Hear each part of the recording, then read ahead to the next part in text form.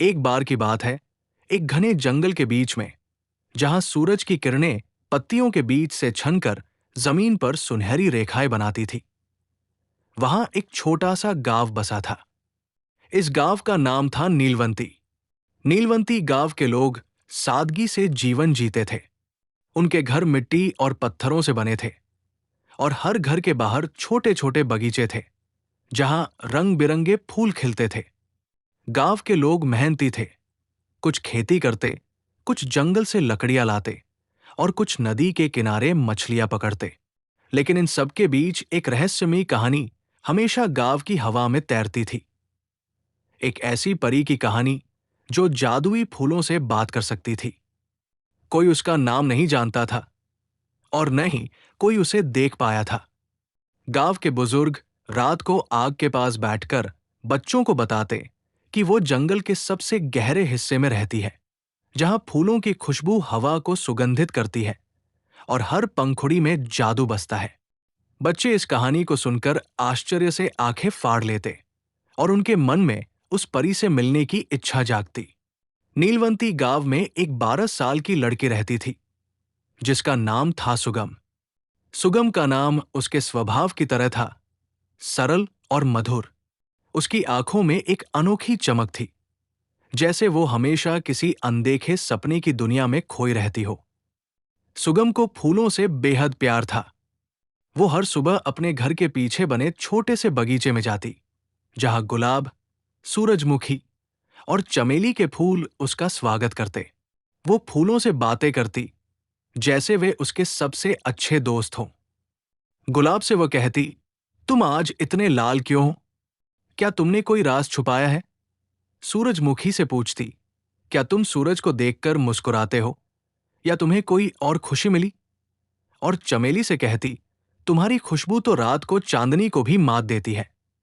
गांव वाले उसकी इन बातों को बच्चों की नादानी समझकर हंस देते, लेकिन सुगम का दिल मानता था कि फूल उसकी बात सुनते हैं और शायद जवाब ही देते हैं। बस उनकी भाषा को समझने की जरूरत है।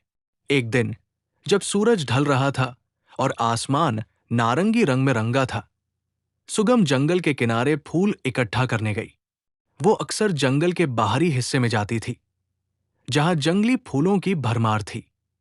उस दिन उसने कुछ ऐसा देखा जिसने उसका ध्यान खींच लिया। जंगल के किनारे एक अनजान रास्ता था, जो पहले कभी नहीं दिखा था। रास्ते पर नीले और बैंगनी रंग के फूलों की कतार थी, जो हवा में हल्के हल्के झूम रहे थे। ये फूल सुगम ने पहले कभी नहीं देखे थे। उनकी पंखुड़ियां चमक रही थी, जैसे उनमें सितारों का प्रकाश समाया हो। हर फूल की पंखुड़ी पर छोटी छोटी चमकती बूंदें थी, जो सूरज की रोशनी में इंद्रधनुष की तरह चमक रही थी। सुगम का मन ललचाया। उसने सोचा, इन फूलों में जरूर कोई जादू है। शायद यही वे जादुई फूल हैं जिनके बारे में बुजुर्ग बात करते हैं। बिना ज्यादा सोचे वो रास्ते पर चल पड़ी, ये भूलकर कि जंगल का गहरा हिस्सा खतरनाक हो सकता है। रास्ता घुमावदार था और जैसे जैसे वो आगे बढ़ती गई, जंगल गहरा और घना होता गया। पेड़ों की छाव में सूरज की किरणें कम हो रही थी, लेकिन फूलों की चमक रास्ता रोशन कर रही थी। आखिरकार रास्ता उसे एक छोटे से मैदान में ले गया, जो जंगल के बीच एक रत्न की तरह चमक रहा था। मैदान के चारों तरफ रंग बिरंगे फूल खिले थे, लाल, पीले, नीले और कुछ ऐसे रंग जिन्हें सुगम नाम भी नहीं दे सकती थी। मैदान के बीच में एक छोटा सा तालाब था, जिसका पानी इतना साफ था कि उसमें आसमान का प्रतिबिंब साफ दिखता था। तालाब के किनारे एक विशाल गुलाब का पेड़ खड़ा था, जिसकी हर पंखुड़ी पर सुनहरी बूंदें चमक रही थी। पेड़ इतना खूबसूरत था कि सुगम उसकी सुंदरता में खो गई। उसने कभी इतना अद्भुत दृश्य नहीं देखा था। तभी एक मधुर आवाज ने उसे चौंका दिया। कौन है यहां? आवाज इतनी सुरीली थी कि सुगम को लगा जैसे कोई गीत हवा में तैर रहा हो।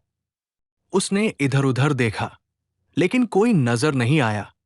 फिर उसकी नजर गुलाब के पेड़ पर गई और वहां एक छोटी सी चमकती हुई आकृति दिखाई दी। ये एक परी थी। उसके पंख तितलियों की तरह रंग बिरंगे थे और उसकी आंखें तालाब की तरह गहरी और नीली थी। उसके बाल सुनहरे थे जो हवा में लहरा रहे थे और उसके चारों तरफ एक हल्की सी रोशनी थी, जैसे सितारे उसका साथ दे रहे हों। मैं लिलीरा हूं, उसने कहा। उसकी आवाज में शहद सी मिठास थी। जंगल की फूलों की रक्षक, तुम यहां कैसे आई, छोटी लड़की? सुगम थोड़ी डर गई, लेकिन उसकी उत्सुकता डर से बड़ी थी। उसने हिम्मत जुटाकर कहा, मैं सुगम हूं। मुझे फूल बहुत पसंद है। मैं इन जादुई फूलों को देखने आई। क्या तुम वही परी हो जो फूलों से बात करती है? लिलीराम मुस्कुराई। उसकी मुस्कान में सूरज की गर्मी और चांद की ठंडक थी। हां, मैं वही हूं। लेकिन ये फूल सिर्फ खूबसूरत नहीं है, इनमें जंगल का जादू बसता है। हर फूल की अपनी कहानी है और मैं उनकी आवाज सुन सकती हूं।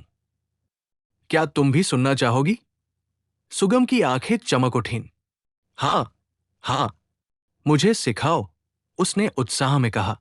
लिलीरा ने उसे अपने पास बुलाया और एक छोटा सा नीला फूल तोड़ा जो तालाब के किनारे उगा था। उसने फूल को सुगम के हाथ में रखा और कहा, अपनी आंखें बंद करो और अपने दिल से सुनो। फूलों की भाषा शब्दों में नहीं, भावनाओं में होती है। सुगम ने वैसा ही किया। उसने फूल को अपनी हथेली में रखा और आंखें बंद की। पहले तो उसे कुछ समझ नहीं आया, लेकिन धीरे धीरे उसे एक हल्की सी गुदगुदी महसूस हुई, जैसे कोई उसके दिल से बात कर रहा हो। फिर एक फुसफुसाहट उसके कानों में गूंजी। मैं सुबह की ओस हूं, फूल ने कहा। मैं सूरज की पहली किरण को गले लगाता हूं। सुगम हैरान रह गई। उसने आंखें खोली और लिलीरा की तरफ देखा। ये सचमुच बोला, उसने चिल्लाकर कहा। लिलीरा ने हंसकर कहा, फूलों की आवाज सुनने के लिए शुद्ध दिल चाहिए और तुम्हारा दिल बिल्कुल साफ है। लेकिन सावधान, सुगम, इस जंगल में हर फूल जादुई नहीं है। कुछ फूलों में अंधेरा बसता है और उनकी आवाज सुनने से मन भटक सकता है। सुगम ने उत्साह में पूछा, क्या मैं तुम्हारे साथ रहकर फूलों की भाषा सीख सकती हूं? लिलीरा ने एक पल सोचा, फिर कहा, ठीक है, लेकिन इसके लिए तुम्हें एक परीक्षा देनी होगी।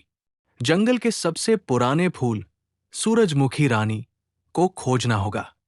वो इस जंगल की आत्मा है। अगर तुम उसे ढूंढ लाई और उसकी बात सुन सकी, तो मैं तुम्हें फूलों की भाषा सिखाऊंगी।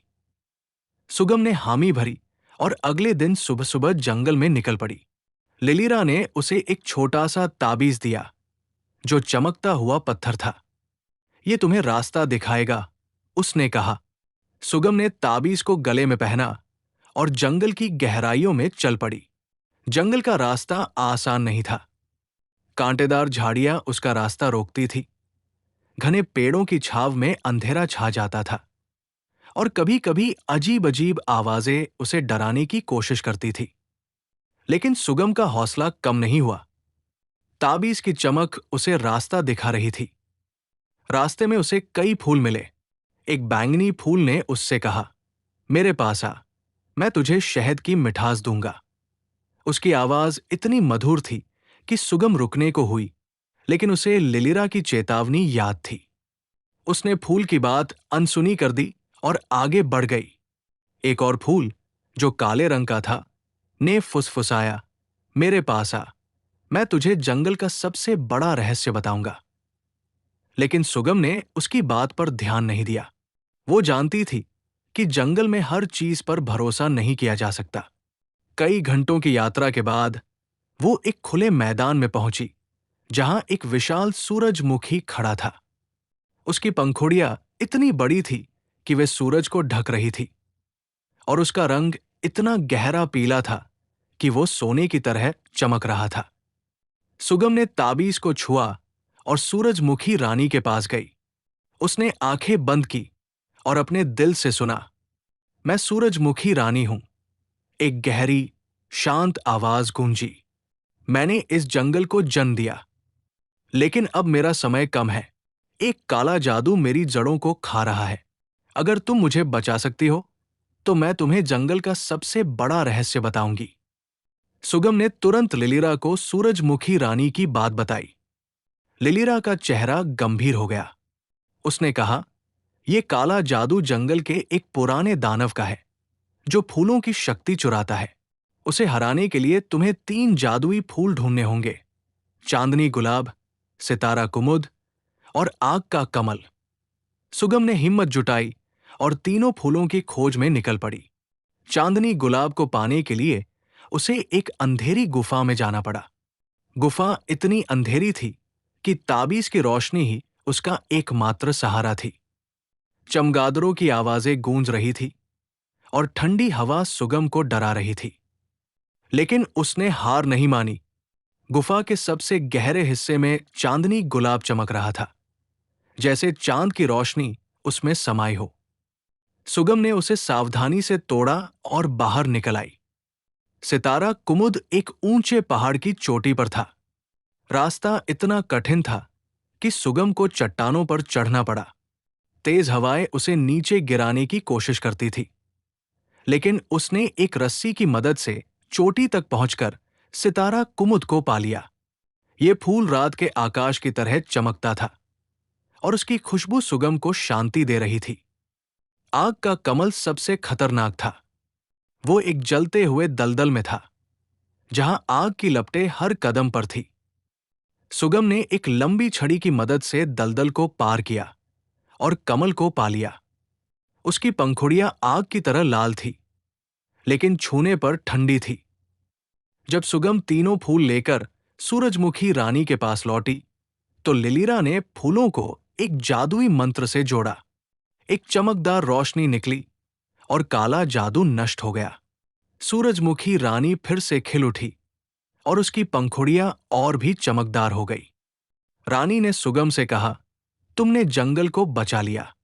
अब तुम फूलों की भाषा की रक्षक हो। लिलिरा ने सुगम को एक जादुई पंखुड़ी दी, जिसे पहनने से वो हमेशा फूलों की बात सुन सकती थी। सुगम गांव लौटी, लेकिन अब वो सिर्फ एक लड़की नहीं थी, वो जंगल की रक्षक थी। गांव वालों को उसकी कहानी पर यकीन नहीं हुआ, लेकिन जब भी कोई फूल मुरझाता, सुगम उसे ठीक कर देती। हर रात जब चांद निकलता, वो जंगल में लिलिरा से मिलने जाती और फूलों की कहानियां सुनती। इस तरह सुगम और लिलिरा ने मिलकर जंगल को हमेशा हरा भरा रखा और नीलवंती गांव की कहानियां और भी रंगीन हो गई। ऐसी ही कहानी सुनने के लिए चैनल सब्सक्राइब करें।